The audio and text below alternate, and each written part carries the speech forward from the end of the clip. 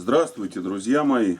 Сегодня я вам хочу рассказать очередную костеревскую историю, которую можно назвать, там будет 3 истории, но под общим названием «История о карабине СКС».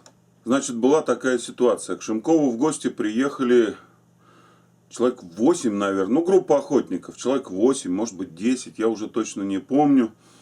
Молодые мужики тоже такие все. Приехали вечером, сели за стол, и, в общем, хорошо наподдали. Наподдали так хорошо, что утром, естественно, ни на какую коллективную охоту они уже поехать не могли. И не очень-то, я так понимаю, хотели. В общем, все спали в повалячку. И только один охотник, который в этой компании был, как я так понимаю, истинным охотником, который знал, что такое охота и как к ней надо готовиться, он встал рано. У него даже свой был маскировочный костюм белый. Вот он, значит, утром встал, пока еще все тут спят. Он уже затопил печку, разогрел еду, вскипятил чайник. А в доме, как вы уже знаете, да, по утрам было довольно холодно, потому что дом-то худой весь. И вот он, в общем, как бы создал всем условия для комфортного подъема, для сборов на охоту. Но все с тяжелой головой, голова перевешивает, вставать не хотят. И вот он, значит, всех ходил, тут уговаривал: давайте вставайте, давайте вставайте. Он к Шимкову туда в комнату ходил: Станислав Владимирович, пора вставать. Шимков ему сказал: слышь, торопиться некуда. Надо дать зверю облежаться, а потом мы его спокойно объедем, загончик сделаем, зверя много, зверя возьмем. В общем-то, это как бы были успокоительные речи, потому что я знаю, что в этих болотистых местах зверя взять загоном было не так-то просто. Во-первых, загоном охватить очень сложно, дорог мало, надо как-то куда-то уходить. Там одно вольное болото было 6000 гектаров. Зверь туда уходил и оставался недосягаемым для пешего охотника, для загонщиков. Мужик все равно не успокаивался. А еще у этого мужика, интересно, я вот помню, не помню, как его зовут, ни фамилию, ничего. У него усы были, как у Чапаева такие, или как у Буденного, такие закрученные, богатые усы такие интересные. Уже в наше время такие никто и не носил. А он вот носил, такой, как Сальвадор Дали. Вот. И он всех увещевал: давайте вставайте, давайте вставайте. В результате он всем надоел уже так, что в него полетело все, что под руку попадалось. Там где валенок, где ботинок, где что-то там, подушка какая-то могла улететь запасная. Вот, мужик обиделся и ушел на улицу. И вот его там все успокоились, все уснули, размякли по новой. Хорошо, уже в доме тепло, спится хорошо. Вот, изредка кто-то вставал, хлебнет водички и опять под одеяло. И вдруг этот мужик забегает в избу со словами: «Карабин у кого-нибудь есть!» Вообще вот эта фраза, произнесенная еще с таким вот эпатажем, она сразу на всех подействовала, мол, а что такое могло случиться-то? Естественно, в то время карабинов ни у кого еще пока не было, они еще не были разрешены для любительской охоты. Карабин был на всю компанию один. Служебный карабин у Шимкова. Карабин СКС. Я не знаю, там 1949, наверное, года выпуска, может 50-го. В общем, уже карабин старый-старый. Но Шимков им как-то вот пользовался, иногда с ним ездил на охоту. И все время мечтал его сдать в контору, так как карабин был уже, старый. Может быть, обновить на новый, получить бы. Но в наше время никто никаких карабинов уже не выдавал. Советский Союз развалился вот только что, и провальная яма, ничего не дают. На новый карабин, в общем-то, рассчитывать было тяжело. И все сразу повскакали с мест, как в той песне. И, мол, а что случилось-то? Что случилось-то? И этот мужик и говорит: по озеру лоси идут. Все: как лоси идут? Он говорит: так вот, слева направо, прямо напротив пирса идут 3 лося. У всех сразу мысль-то какая: ё-моё, 3 лося почти на базе. Сейчас стреляем. И можем дальше опять пить водку. Целый день свободный. Не надо ни в загоны ходить, ни что-то ездить тут, не мотаться целый день. Все, вот оно, все на месте. Счастье, оно близко. И все смотрят на Шимкова. Шимков смотрит на них, то на них, то на меня, то на них, то на меня. Я стою, молчу. Шимков достает карабин из сейфа. И все начинают одеваться. Вот как одевались, это был смех. Кто выбегал на улицу в телогрейке, в трусах и в валенках. Кто успевал там что-то более-менее серьезное на себя одеть, там какие-то трико. Ну, в общем, все полуголые. Шимков тоже рванул, и все они туда на пирс рванули. Я потихонечку тык-тык-тык-тык-тык-тык оделся. И туда за ними иду. И вижу я такую картину на пирсе. А пирс такой он длинный, туда в озеро вдается и буквой Т. И на краю этого пирса, на коленке, с карабином, стоит Шимков. 3 лося медленно-медленно идут с мыса Аносиха сюда, даже вот поближе как-то к нам они, к базе идут через озеро. А озеро, сами понимаете, 1,5 километра в диаметре. Ну, с Аносихи тут оно, конечно, меньше, может там метров 800. Этот участок, по которому идут лоси. Вот. И вот Шимков, значит, они лоси идут спокойно, один за другим. Кто-то кого-то обгоняет, потом так вот идут. И он вот сидит вот так вот, выцеливает с колена. А все уже посинели, всем холодно, зима. Всех уже вот так вот трясет. Шимков целится, лоси все дальше и дальше уходит. Там все целится и целится. Уже кто-то там, ну. И в этот момент лоси заходят в лес. Шимков встает с колена, бьет себя вот так по колену, говорит, не успел.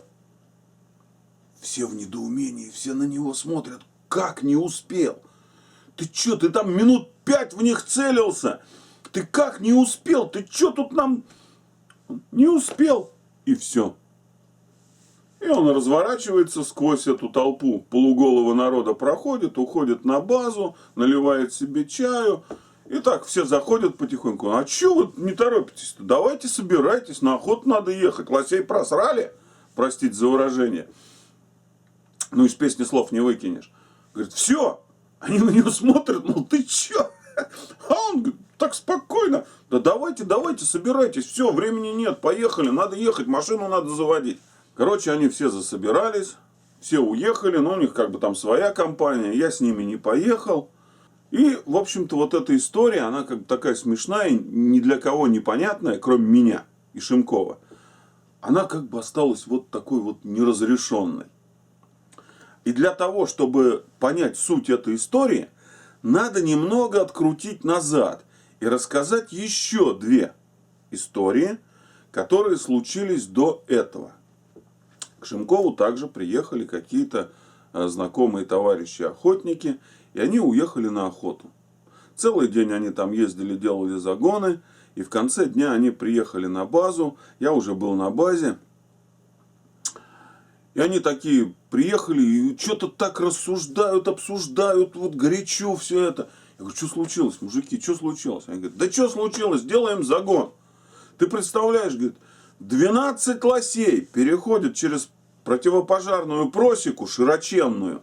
Шимков стоит на номере, стреляет из СКС 11 раз. И ни разу не попадает. Причем он не попадает там, ну, метров на 200, на 250. Для карабина вообще не вопрос попасть по такой крупной цели. Мы пошли, посмотрели, там ни сечки, ни стрижки, ни крови, ничего, вообще не попал. По следам, говорит, послали 2 человек. Они прошли километр туда, километр вернулись обратно. Говорит, ни кровинки, ничего нет. Не попал, короче. Да Шимков говорит, да я сам знаю, что я не попал. Они, Станислав Владимирович, ну как случилось-то? Он, да не знаю. Они, короче, переночевали. А на утро тут все встали. Ну и вроде как опять ехать. Один говорит, слушайте, пока, прежде чем ехать, давайте, говорит, попробуем, почему Шимков не попал. Соорудили на озере мишень и стали по этой мишени из этого СКС стрелять. Поставили там мишень на 200 метров, стреляют, не попадают. Ближе на 150, стреляют, не попадают. Еще ставят там уж, ну я могу сейчас наврать, я просто не помню, ну как бы хронология событий именно такая. И в итоге выясняется, что на вообще незначительном расстоянии этот СКС кладет патроны, пули, плашмя. по железке они там начали, по мишени, по железной, по листовой стрелять. И он кладет пули плашмя. То есть там не 7,62, а там уже почти 8 миллиметров. Вот это вот ствольные отверстия с нарезами. Нарезы, видимо, уже все в негодность вообще пришли. Пуля там в стволе дрягается и летит так, как ей вздумается. В общем, стало понятно, что СКС пришел в полную негодность. Все, использовать его на охоте уже бесполезно. Ну и, в общем, Шимков этот карабин убрал и стал ездить с обычным ружьем. У него было ружье ИЖ-12. У меня было ИЖ-27, а у него ИЖ-12. ИЖ-12 это предыдущая как бы модель ИЖ-27. Стоял он у него, стоял этот карабин, и как-то раз к нам в гости приехал хорошо нам знакомый охотник, друг Шимкова. Ну и я уже с ним как-то так сдружился в то время. Вот к стыду своему забыл фамилию. Не то Курбанов, не то Курбатов. Юра. Был такой, да. Может и сейчас есть. Если, Юра, ты слышишь, привет, напомни о себе. Он приехал с женой. Жена у него была Ольга. Они у нас ночь переночевали на базе. Шимков куда-то поехал в Петушки. И, в общем, мы остались втроем. Вот Юра, жена его Ольга и я. И когда Шимков уезжал, Юра у него попросил, говорит: Владимирович, дай какое-нибудь ружьишко, я хоть на охоту вон с Вадимом так схожу, похожу, хоть в компанию ему составлю. И Шимков так ни секунды не думая, говорит: да на карабин, что тут с ружьем ходить? И отдает ему этот СКС. Я так улыбнулся, я тогда с усиками с такими был. Ну, промолчал, Шимкову выдавать не стал. И вот Шимков уехал. Мы утром следующего дня собираемся с Юрой идти в лес. Ольга, жена его, говорит: мужики, да а что вы, пока вы ходите, давайте я вам хоть обед какой-то приготовлю, там еще что-то такое. Вот. И тут я решил просто приколоться. Ну, как бы вот к карабину довесочек такой. Я взял и принес бобрятину. И Ольге эту замороженную в пакете бобрятину отдал. В пакете там непонятно, что за мясо я дал, какое я дал. Ну, неважно. И мы ушли. Целый день мы ходили. В общем-то, я, наверное, стрельнул раза два. По-моему, один раз по рябчику. И один раз по лисице, но далеко.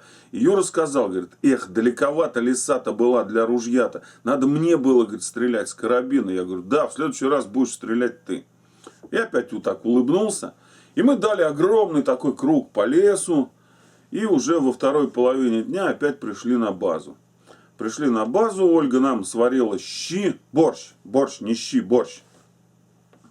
Мы сели обедать. Сидим, едим, я думаю, не буду я пока говорить-то, что борщ-то едим из бобрятины, думаю, может, люди-то брезгливые, что бы ни случилось, думаю, пошутил я, а, наверное, зря. Ну, и, в общем, мы пообедали, все, и тут как раз приезжает Шимков, заходит в дом, так сразу так: вы что, бобра варили? Вот, Ольга так смотрит на меня. Я смотрю на Юру, все так пересматриваемся. Юра такой сидит, говорит: да, он из бобра Ольга борщ сварила, давай садись, ешь. Шимков: да? Ну что, сейчас поем. Я так сижу, говорю: Юр, а ты что, сразу понял, что ли, что борщ из бобра? Он говорит: да, конечно, я его сколько раз ел, я как бы так ем его. Ну, не скажу, что сильно брезгую, но запах-то чувствую, вот этот запах, привкус бобровый. Я говорю: да и я, в общем-то, чувствую. Говорю: ну ладно, поели и поели. Ну и Ольга, слава богу, оказалась не очень брезгливой. Говорит: а мне даже понравилось. Ну и, в общем, уже вечером тут сидим, телевизор смотрим. И Шимков говорит: Юр, а ты что, я не понял, на охоту ходил, а после охоты карабин-то почистить?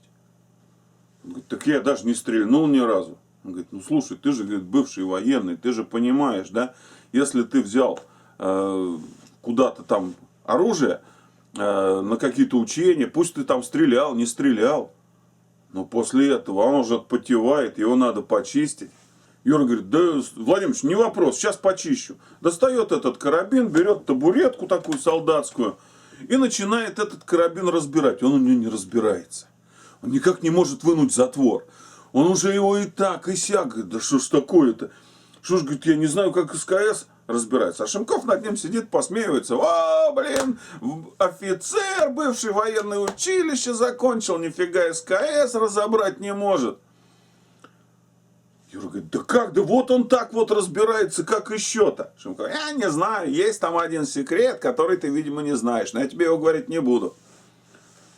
Юра говорит, да знаю я этот секрет. Берет полено от печки, так пам по затвору, и затвор вылетел.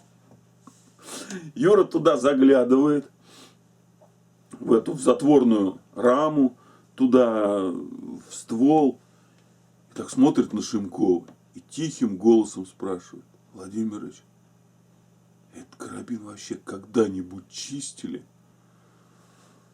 Шимков так говорит. Чистили, помню. Не, чистили, да, помню, чистили. Ну, наверное, лет 30 назад. Юра, короче, чуть ли не отверткой оттуда грязь выковыривает. Все это вычистил, его смазал, все стало работать, там все ходит, все хорошо. Шимков карабин берет и говорит, ну вот, теперь можно его сдавать в контору, а то ну как нечищенный-то сдавать, стыдобище, не примут. Юра говорит, ах ты, говорит, такой-сякой, говорит, так ты специально мне его подсунул, чтобы я тебе его почистил. Он говорит, ну а как же, я, говорит, старый вояка, а ты-то молодой. Ну молодой за старым всегда чистить должен. Ну и короче, вот он, Юра, почистил этот карабин, Шимков его убрал в сейф.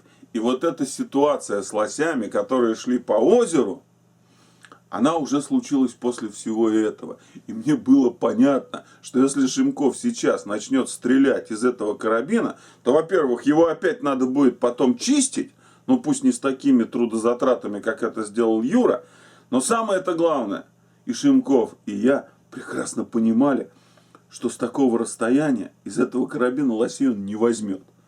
Но ведь как потом объяснить, что это карабин плохой? Ведь все скажут, да это как это вот егерь с таким опытом и не мог из карабина попасть, бывший военный, фронтовик, и ты не мог вот попасть. Да какой ты нафиг охотник, какой ты стрелок. Шимков, естественно, не хотел в такую ситуацию попадать. И вот таким вот путем не успел, он из этой ситуации и выкрутился. Вот такая вот была история.